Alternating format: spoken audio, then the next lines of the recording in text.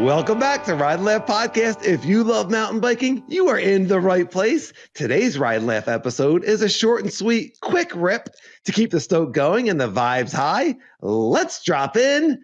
Sage, are you ready to keep the vibes high during our quick rip episode? Heck yes, man. Loving these quick rips. Yes, we are not going to let our Ride and Laugh audience go a week without the Ride and Laugh Podcast and YouTube. People are counting on us. We got to keep the vibes high. We got to keep the stoke going. So even when we're on vacation, even when we're out sick, which we're not because we don't get sick, right. We're incredibly healthy. Dude, we got to keep the stoke level index high. Stoke level index. We totally forgot about the stoke level index. Sage brought that up. Sage came up with that on a ride a couple of months ago, and it was awesome. And I wrote it down, and then we completely forgot about it. The stoke level index. That's going to be on a podcast coming soon, everybody. Full-length podcast. But let's get into our quick rip. Today, we're going to be talking about the most important mountain bike innovations. Oh, yeah. So there's some really good ones since we started to ride mountain bikes, and some pretty good ones from before we started to ride mountain bikes. Not that many, actually. Yeah. Pretty basic when we started. Yeah, man. I this space has been so... It's been hard to keep up with. There's been so many great changes. We're going to try and keep it down to, 5 or 6 if we can do our best. But yeah, let's do it. All right. Do you want to get started with your top one? I think I know what your top mountain bike innovation is because we talked about this on podcast before. Oh, it's got to be the dropper. That is it. It has got to be the dropper post. And I know you agree. No, I do not necessarily agree. This is what we debated in the past. Yes. I love the dropper post. It is in my top 2, and I use it a lot. Okay. But I don't know. I think you could make an argument for suspension. I think you could make an argument for disc brakes. Oh, I mean, yeah, disc brakes. Yeah. Oh my gosh. I forgot about the rim brakes. Oh my God. Yes, they were terrible. They were so bad. They were always rubbing. They were always wet. They never worked right. The stopping power was terrible. For anyone that doesn't know, I mean, do road bikes still have them? No. If someone were to walk into a bike shop now, could they see what these old rim caliper, what do they call them? Caliper brakes? Yeah, caliper brakes. I think you would have a really hard time finding caliper brakes. So wait, before we get into caliper brakes, I got a question for you then. You have a bike, okay? And the store owner says, listen, I got one that has caliper brakes, or no, what am I trying to say? What I'm trying to get at is you would take disc brakes. You would take disc brakes over a dropper. That's insane. That is absolutely insane. I would absolutely take an old bike with caliper brakes if it had a dropper versus the reverse of that, which is no dropper, but disc brakes. There's no way. You're crazy. You're crazy.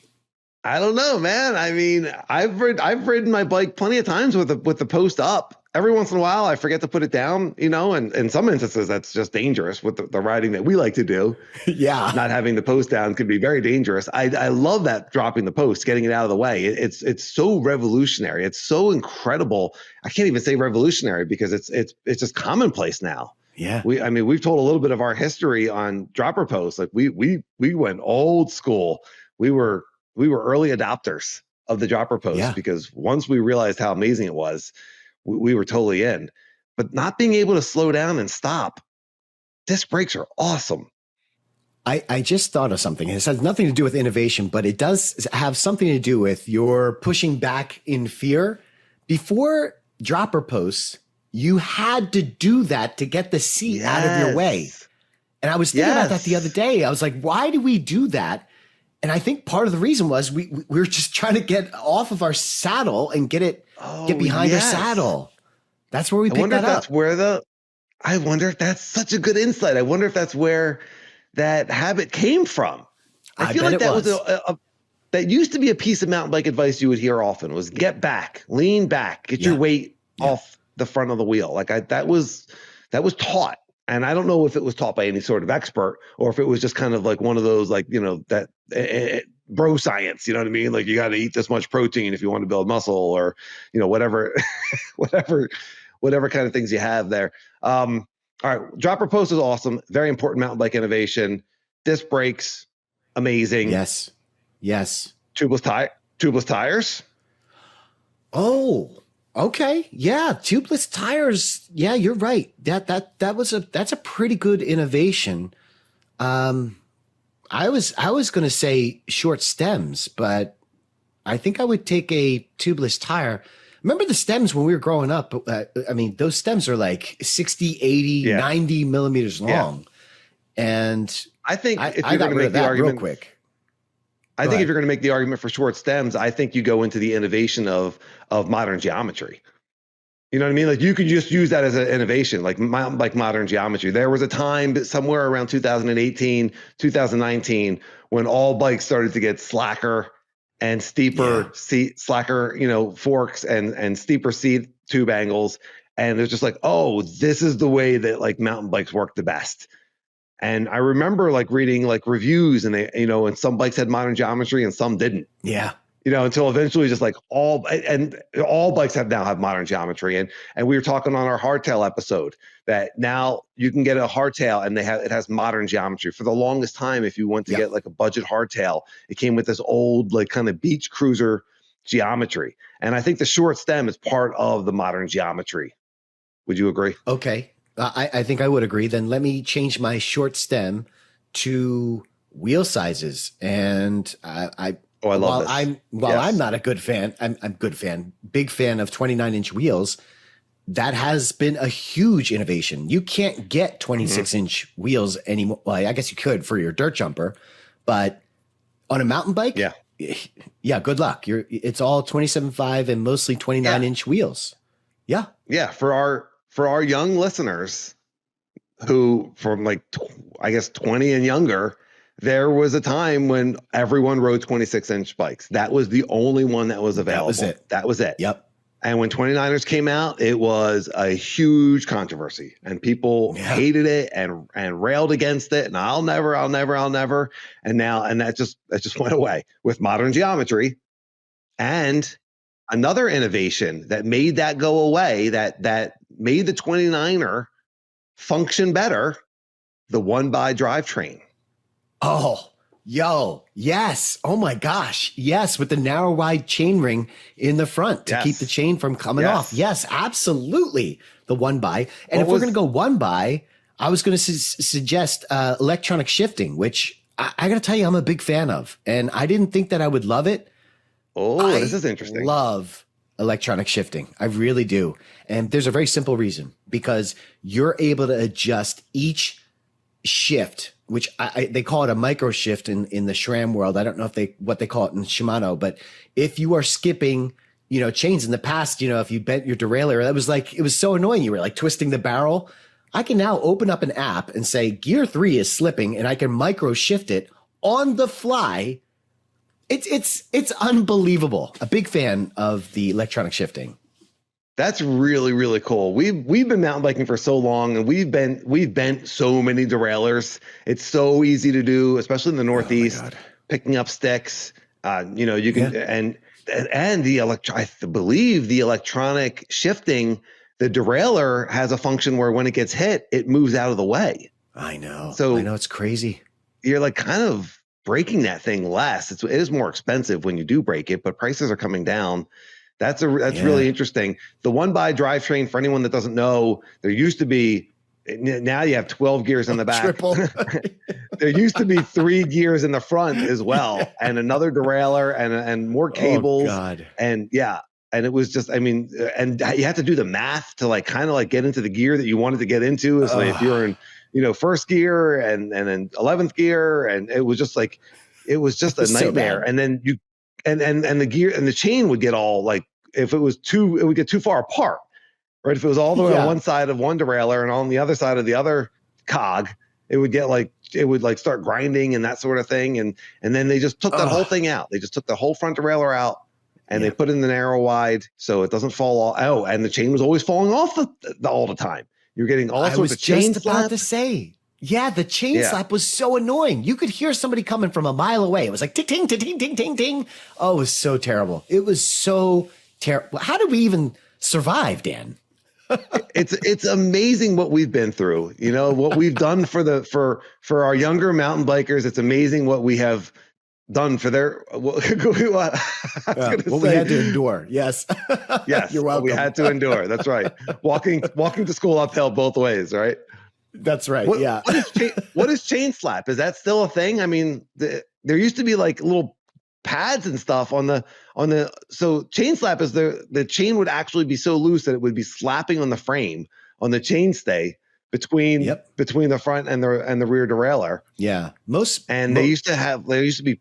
Well, I was about to say most bikes now come with a chainstay protector, but more importantly, most derailleurs actually have a clutch now, which prevents the chain from, having that chain slap. So you do have a built-in chainstay protector for most bikes, but the clutch was actually what really stopped the chain slapping for most instances. I mean, listen, drivetrain innovation, the clutch. Well, I was about to say that could all be included in the drivetrain. So one by electronic shifting clutch. Yeah. Let's just say drivetrain innovation has been an absolute blessing. Yes. Oh man. Yes. And we touched on tubeless tires, but we didn't really dig into it. What was happening before tubeless tires when we were running tubes all the time? And also, maybe we'll just do wheel innovation, because now you have much wider rims. Do you remember how narrow rims used to be? And I remember Ibis came out with a wide rim. And I remember like reading an article about this. And then we went and we bought our rims directly from a carbon rim manufacturer with the wide rims. Yeah. Like we were tip of the spear on some of these mountain bike innovations. Yeah. But I was totally sold on the idea of it. And it made such a big difference. Of course, eventually they went to like 27.5 plus, and then you get fat bike, and these things just got like bigger and bigger. And it just gives you so much more traction because the tire is now wider and you have sealant in there, so it's lighter. And like we used to get flat tires all the time. You would get a flat tire. If you were with a group of 5 people, there was someone got a flat tire that ride, right? And you would have tubes with with a dozen patches in them. Remember Tom? Tom Dvorak? Yes. Oh my God! This man went through a tube. It was more patch than tube. I love Tom. That's true. No, the one thing that you didn't bring up, and I'm surprised you didn't bring it up, was the fact that when you run tubes, you have to run a really high PSI. And that was the big change. So when you went to tubeless, you could suddenly get down into the 20s easily. I've run my tires 22 PSI, 23 maybe if I'm at the downhill park. Yes. When you were doing tubes, you were running like 30, 35. They had to be hard as a rock. It sucked. Because you would get the pinch flat. It would be they called it a snake bite. It would hit the rock, and then either side of the rim would cut the tube. So there would be 2 holes that looked like a snake bit it. And so now you have to patch 2 holes, but it was really, really common. And anyway, I mean, people still do run tubes because if you really shred a sidewall on your ride, I know some people just carry sealant with them and a pump, maybe the electrical pump that can reseal a tire. But I think most people also still carry a tube. And when you put it in there, you jack the PSI up on that thing because you do not want to get a tube flat. Yeah. Yeah, man. Yeah. Excellent point. Wow. We didn't talk about one of the major ones, which is suspension, front suspension and rear suspension. That's a top 3, top 2. You could argue that with dropper post. Would you rather ride a fully rigid bike, or would you rather ride a suspension bike, full suspension bike with no dropper? Yeah, I didn't bring up suspension because it's been incremental changes. In other words, if you looked at suspension today and compared it to a bike from 2014, obviously you'd be like, holy crap, but suspensions, I don't know. I don't know if I would call that a big innovation. I mean, obviously I would take today's suspension over, older suspension. I don't know. You're crazy. Everything's been innovating. If you take the same logic to dropper post, from the dropper post that you had to use your hand to squeeze a lever to drop it, to what we have now with super reliable electronic dropping, or just super reliable dropping in general, and how unreliable those dropper posts were in the past. Do you remember how many dropper post issues I had? I was constantly having posts not come up or not come down, or just not work right. I mean, it took a really long time. Yeah. How about your condom gravity post, that giant rubber condom on your dropper? It was, oh my gosh, holy moly. Yeah. That dropper was doing things in the garage I didn't want to know about. It had a big rubber condom on it. I was like, all right, as long as you're protected, just don't keep me out of it.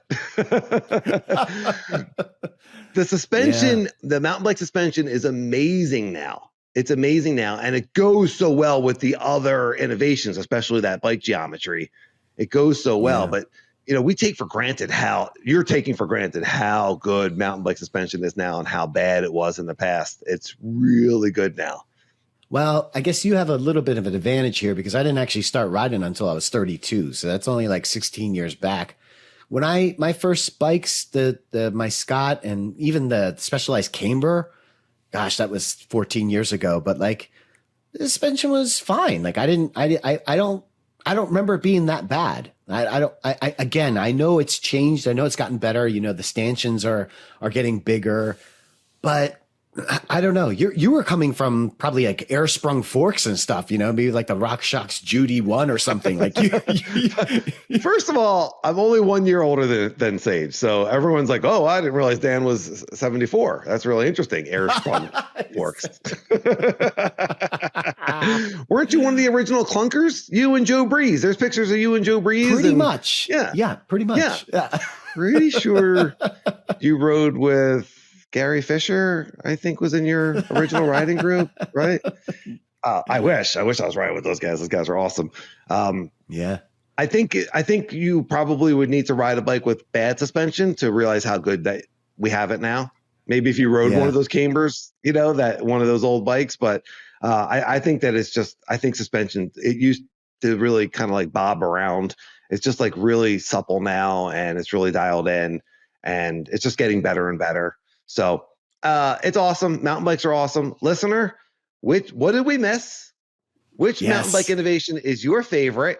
Which one would you like us to debate further? Because we could totally do a full episode on any of these, especially the dropper versus disc brakes, or maybe dropper versus suspension. I could take one of those. I could take you on a little bit. The one by drivetrain. I mean, there's just some awesome things. Bottom line, Sage. What about just one more thing from our listeners? One more thing. Hold on. What is an innovation? What is an innovation that hasn't happened that you'd like to see happen? Oh, did we leave e-bikes out? Is someone just going to be like, yo, dude, they put motors on bikes and now we don't need to pedal? Like, that's a pretty big mountain bike innovation. That's pretty big. Yeah. Good thing we said it. Sucker. They were like getting ready to write that comment. Denny Giannetti already hit send. He's like, oh, damn it. Gotcha, Dennis. Yeah. All right. What did we miss? What's coming up? What do you think? RideandLaugh1@Gmail, YouTube comments. Keep the conversation going. If you're still listening, you are definitely one of us. You love mountain biking, and we appreciate you. Please like and subscribe on YouTube. Please leave a comment. Please tell your friends about us. Please rate on your podcast player and make sure you download. Everybody have a great week and a great week of riding. Ride and laugh. I'll see you, everyone.